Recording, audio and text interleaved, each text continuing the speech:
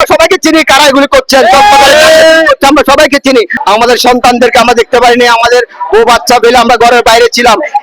এখনো এসে এই ফ্যাসিস্টরা যদি আমাদেরকে হুমকি দামকি দেয়, মেরে ফেলার হুমকি দেয়, এগুলি কাদের কাদের কাদের জন্য বলতে পারছে, কাদের সাহসে বলতে পারছে?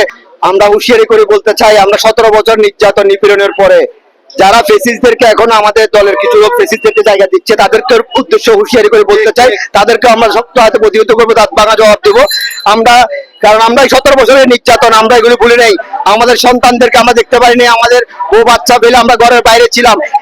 এখনো এসে এই ফেসিস্টরা যদি আমাদেরকে হুমকি দামকি দেয়, মেরে ফেলার হুমকি দেয়, এগুলি কাদের কাদের কাদের জন্য বলতে পারছে, কাদের সাহসে বলতে পারছে? তাদেরকে বলতে চাই, তাদেরকে আগে প্রতিহত করা হবে। আমরা ওয়ার্ড, বিএনপি, ছাত্র দল, যুব দল, স্বেচ্ছাসেবক দল, শ্রমিক দল সবাই ঐক্যবদ্ধভাবে এই ফেসিস্টদের বিরুদ্ধে আগামীতে ফেসিস্টদেরকে আমরা শক্ত হাতে প্রতিহত করবো। এবং আমরা সবাইকে চিনি, কারা এগুলি করছেন আমরা সবাইকে চিনি। আবারও আপনাদেরকে বলছি, আপনারা শান্ত, আমরা শান্ত আছি, শান্ত থাকতে দেন। আপনারা যেগুলি করছেন, আপনারা ফেসবুকে আমাদের নামে এখনো অপপ্রচার চালাচ্ছেন এবং আমাদের বিরুদ্ধে করছেন, আমাদের নেতাদের বিরুদ্ধে মিথ্যা প্রচারণা চালাচ্ছেন। আপনাদেরকে আবারও হুঁশিয়ারি করে বলতে চাই, সাবধান হয়ে যান। আমরা চক বার্তা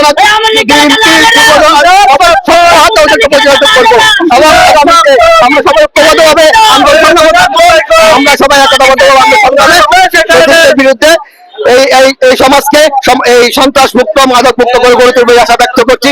সবাইকে ধন্যবাদ।